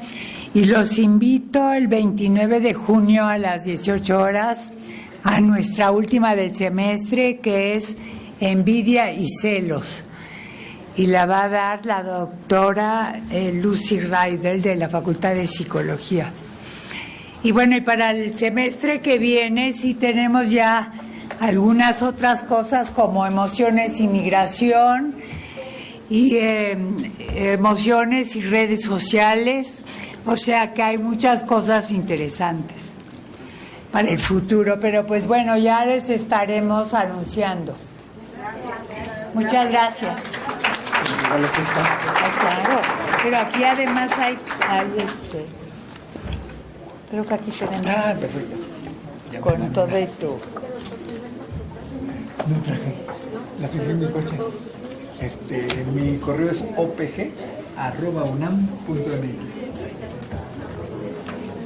OPG es Oscar Prospero @unam. ¿Cuál? ¿La de celos y envidia? 29. Esa la voy a anunciar a finales. Se las vamos a mandar a todos los que no.